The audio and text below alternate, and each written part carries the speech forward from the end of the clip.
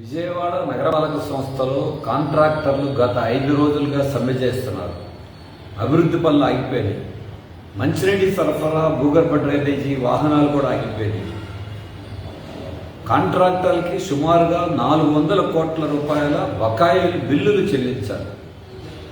సంవత్సరాల తరబడి కాలయాపన చేస్తూ ఉన్నారు. దీంతో వాళ్ళందరూ ఆందోళన బాట చేపట్టారు. ఇంత జరుగుతున్న మున్సిపల్ మంత్రి కానీ, ఇక్కడ ఉన్న ఎమ్మెల్యే ఎంపీలు కానీ, ప్రభుత్వం కానీ చల్లం లేదు, ఏమీ పట్టించుకోవట్ల. కనీసమైనటువంటి స్పందన కూడా కరువైంది. అమరావతిలో అన్ని పనులు 4-5 బడా సంస్థలు కాంట్రాక్ట్ పనులు చేస్తున్నాయి. వాళ్ళకి పనులు చేపట్టక ముందే అడ్వాన్స్ ఇచ్చారు. మరి బడా కంపెనీలకు అడ్వాన్సులు ఇస్తున్నారు.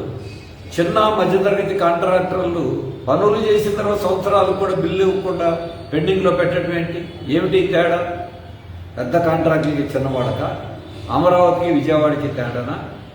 ముఖ్యమంత్రి గారేమో అమరావతి రాజధానితో పాటు విజయవాడ, గుంటూరు అన్నీ రాజధాని ప్రాంతం అంటారు. కానీ అక్కడున్న దృష్టి ఇక్కడ ఎందుకు పెట్టరు? ఇంత జరుగుతున్నా ఇక్కడ ఎందుకు పట్టించుకోరు? విజయవాడ కార్పొరేషన్కి రాష్ట్ర ప్రభుత్వం చట్టబద్ధంగా గ్రాంట్లు ఇవ్వాలి. సుమారు 1000 కోట్ల రూపాయల గ్రాంట్లు బకాయిలు ఉన్నాయి. ఆ డబ్బు ఇచ్చేస్తే కాంట్రాక్టులు బిల్లు ఇవ్వచ్చు కదా. ప్రభుత్వం ఇవ్వాల్సిన డబ్బు ఇవ్వదు, కాంట్రాక్టులు బకాయిలు పడిపోతాయి, ఎక్కడైనా పనులు ఆగిపోతాయి, విజయవాడ నగరంలో అభివృద్ధి స్తంభించిపోతుంది. మరి దీని మీద ఇంత జరుగుతూ ఉంటే ఉలుకు లేదు, పలుకు లేకుండా ప్రభుత్వం కళ్ళు మూసుకొని కూర్చుంది. ఇప్పటికైనా జోక్యం చేసుకోండి. ఆ 1000 కోట్ల రూపాయల బకాయిలు నగరపాలక సంస్థకి ఇవ్వండి.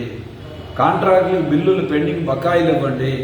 పనులు వేగవంతంగా జరిగేట్టుగా చూడండి. ఇప్పటికైనా మంత్రులు, ప్రజాప్రతినిధులు, ప్రభుత్వం కళ్ళు తెరిచి చూసి స్పందించండి.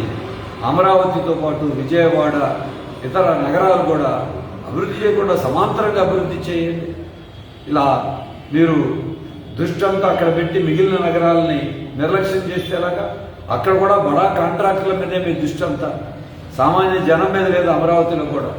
కాబట్టి ఇప్పటికైనా సరే ప్రభుత్వం ఈ రాజధాని ప్రాంతంలో ఉన్న విజయవాడ, గుంటూరు, మంగళగిరి, ఇతర నగరాల మీద కూడా దృష్టి పెట్టండి. కాంట్రాక్టర్ల సమ్మెని పరిష్కారం చేయండి, బకాయిలు చెల్లించండి. ఆగిపోయిన అభివృద్ధిని మళ్ళీ పునరుద్ధరించేట్టుగా చూడాలని సిపిఎం తరఫున నేను డిమాండ్